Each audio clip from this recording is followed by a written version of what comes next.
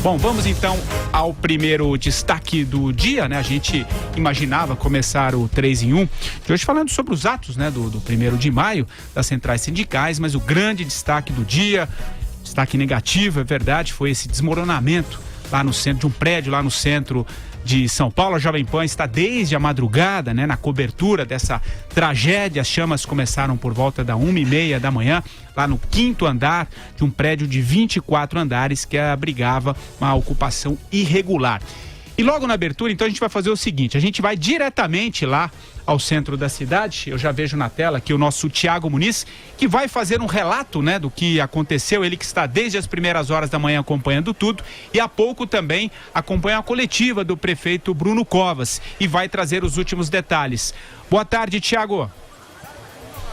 Boa tarde, Patrick. Boa tarde a todos. Já passa das 15 horas o trabalho do Corpo de Bombeiros aqui na região central de São Paulo. Ainda há muita fumaça saindo dos destroços do edifício Wilton Paes de Almeida, que desabou completamente depois do incêndio que começou no entre o 4º e o 5º andar, se espalhou completamente e a estrutura do prédio, bastante danificada, acabou entrando em colapso. Oficialmente, os bombeiros trabalham com apenas uma pessoa estando desaparecida dentro dos escombros. Ainda sai muita fumaça de lá porque ainda há fogo, um pouco de calor dentro dos escombros e por isso os bombeiros continuam resfriando a estrutura. Além da tragédia em si, há um componente político importante à medida que estiveram por aqui o presidente da República, o governador de São Paulo e o prefeito Bruno Covas. Num primeiro momento, o governador apareceu por volta das 6 da manhã, falou um pouco, deu algumas palavras à imprensa, depois o prefeito, e por volta das 10 da manhã, Michel Temer apareceu por aqui, saiu do carro, falou muito rapidamente com os jornalistas e então, muito vaiado, bastante hostilizado, arremessaram objetos no carro em que ele se locomovia, saiu daqui às pressas. Há pouco, como você disse, Patrick, houve uma entrevista coletiva, não só com representantes da prefeitura, mas também com um representante do Ministério do Planejamento, da Superintendência de Patrimônio da União em São Paulo.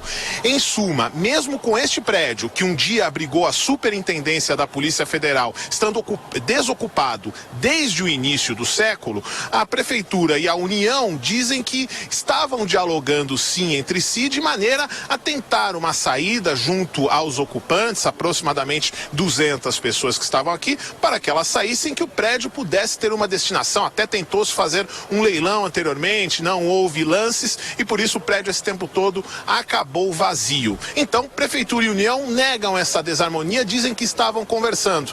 Mas eu deixo uma provocação, que é até a pergunta que eu faço aos componentes da bancada. O quanto que é possível dizer que é de responsabilidade do poder público esta tragédia que acontece aqui, que por enquanto conta só com a figura de um desaparecido, mas que certamente poderia ter sido ainda pior.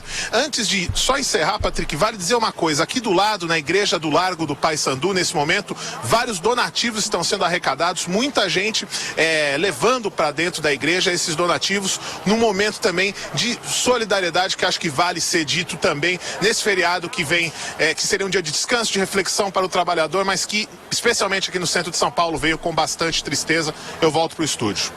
Então eu começo com você, Vera. Pois é, ele fala da responsabilização. Primeiro, saudar de novo o ótimo trabalho de reportagem da Jovem Pan, desde a madrugada no local da tragédia e informando sempre aos ouvintes, aos internautas, em primeira mão, os acontecimentos direto lá do centro de São Paulo. Essa coisa da responsabilização me pegou desde manhã. Eu mesma troquei vários WhatsApp com o Thiago Muniz, conversamos sobre quem tinha estado lá, quem não tinha estado, fui atrás do Guilherme Boulos, etc. Porque é o seguinte, Patrick, você vê que a palavra do dia das autoridades é solidariedade. Todos se acham ali na condição de prestar solidariedade às vítimas, mas nenhum deles assume a responsabilidade pelo que houve.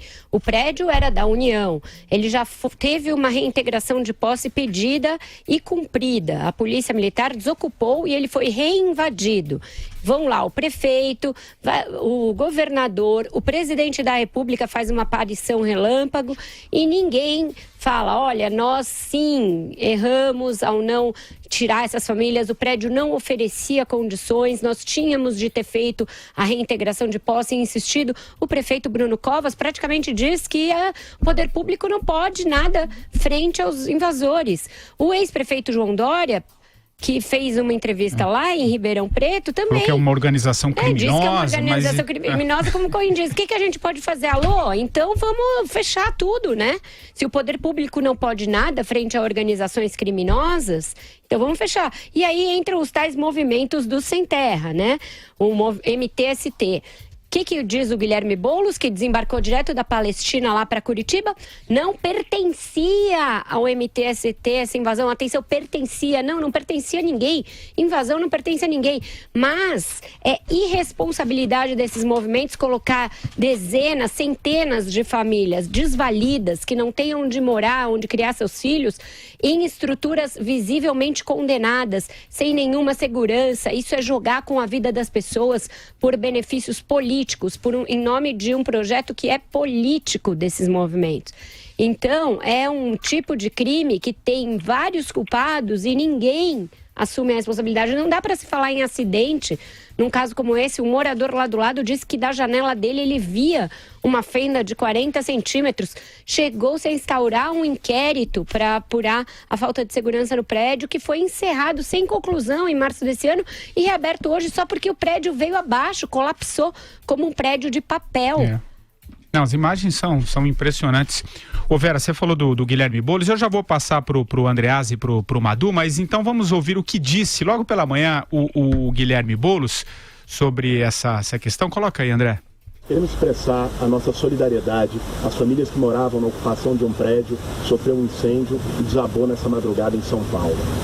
Nós temos visto com perplexidade nas redes sociais gente querendo culpar as próprias vítimas, culpar as famílias por essa tragédia por conta das condições do prédio. Ora, ninguém vai para uma ocupação porque quer. As pessoas ocupam por completa falta de alternativa. Se há algum responsável nisso é o poder público que não assegurou moradia para essas famílias. Ao contrário do que foi dito, essa ocupação não pertence ao MTST, mas sim ao MLSM, que é um movimento que atua no centro de São Paulo. De toda forma, tem nossa completa solidariedade, principalmente num momento tão grave como esse. Nós exigimos e cobramos celeridade nas buscas e também respostas de alternativa habitacional para as famílias que ficaram desabrigadas por isso. Ô Andreasa, bom, você já acompanhou o que disse a Vera com muita propriedade sobre essa tragédia, né, que a gente está acompanhando logo pela manhã. Você acabou de ouvir aí o Guilherme Boulos, enfim, as suas considerações iniciais. Vai lá. É uma sucessão de erros de atribuição impossível, né? Tem um prédio da União abandonado também porque numa área degradada, uma área desvalorizada da cidade de São Paulo, uma área, portanto, onde não há investimento. Tentou-se, inclusive, fazer um leilão com esse edifício, ninguém compra, porque não tem valor de mercado.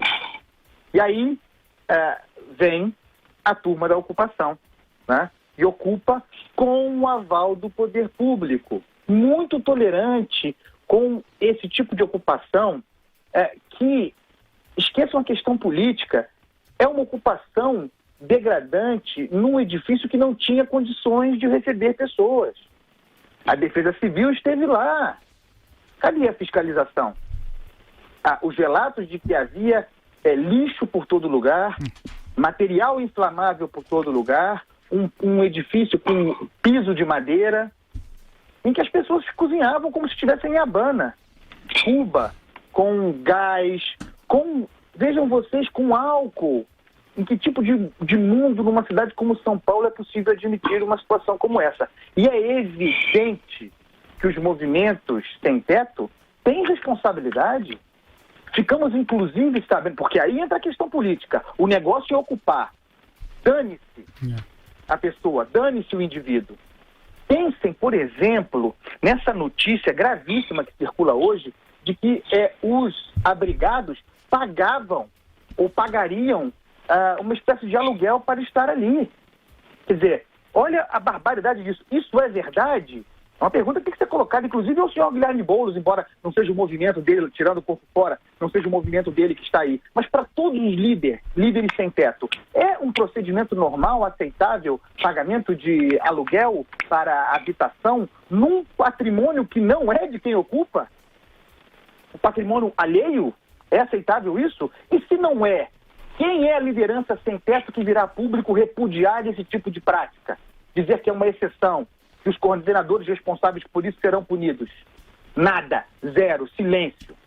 E mais, que história é essa de, num prédio ocupado, patrimônio público, alguém trancar a porta à noite, botar uma corrente?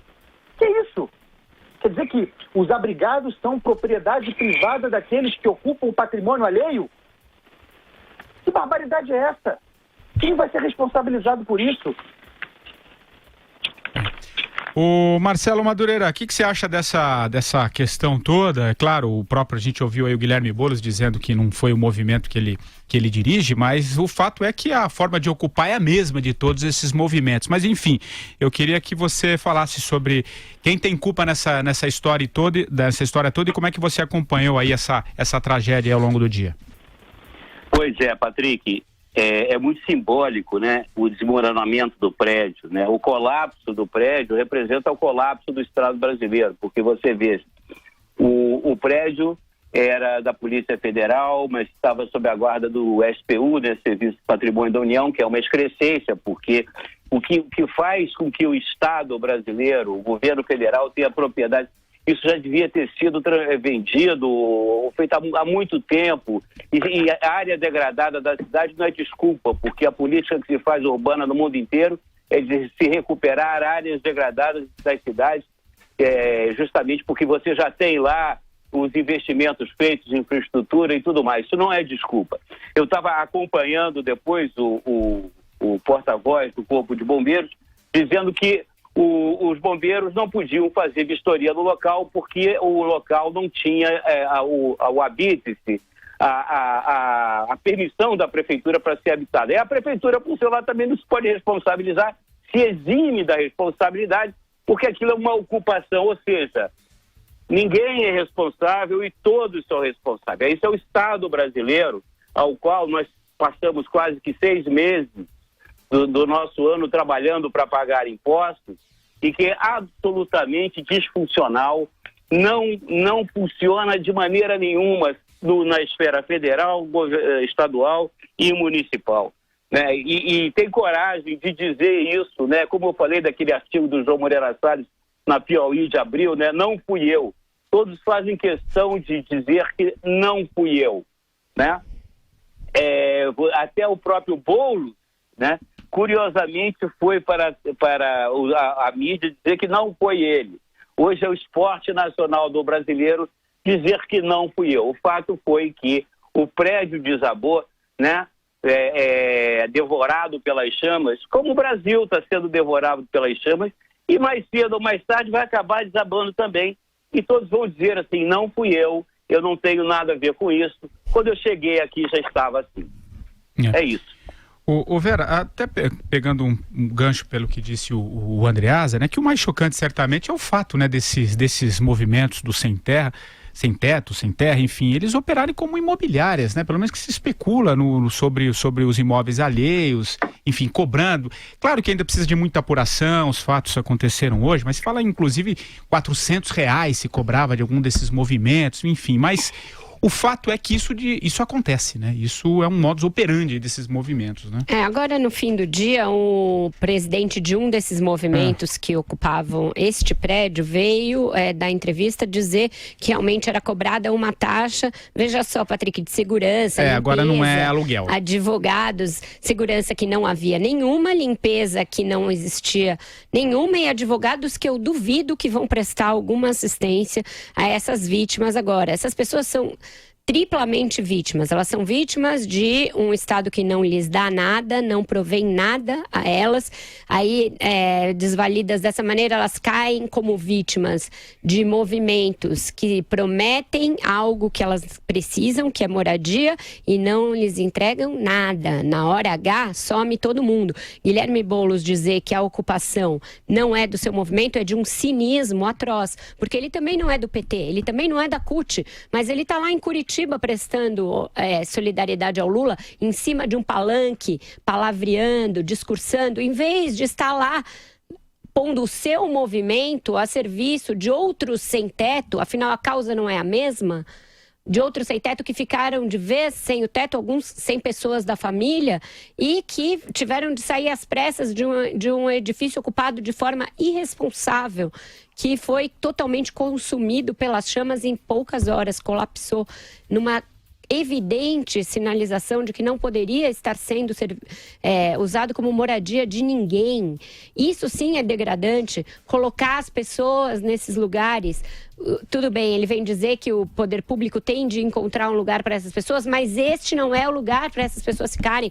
Quem coloca as pessoas nesses lugares atua como atuam aqueles coiotes que levam pessoas para fora do país de maneira irresponsável, à própria sorte, podendo ser vítimas e morrer na travessia. É isso que essas pessoas põem as pessoas lá para morrer. É isso que os movimentos ditos sociais, que de sociais não tem nada, são movimentos políticos travestidos de causas sociais, fazem, põem as pessoas nestes lugares para morrer. Vai, Andreasa. Vocês vejam o seguinte, é preciso chamar as coisas pelo que são. Isso aí, essa descrição, essa relação entre o movimento sem teto, todos, sem exceção, e os carentes, os abrigados, aqueles socorridos, é uma relação de poder igual à de milícia. Igual ao que os milicianos fazem aqui. Quando nós ficamos sabendo que a cobrança, aluguel, para estar ali, para ter segurança que não tem, para ter fornecimento de gás que não tem, para ter água de madrugada que é precária, isso é exatamente o que faz a milícia. Fechar a porta, passar um cadeado. Milícia.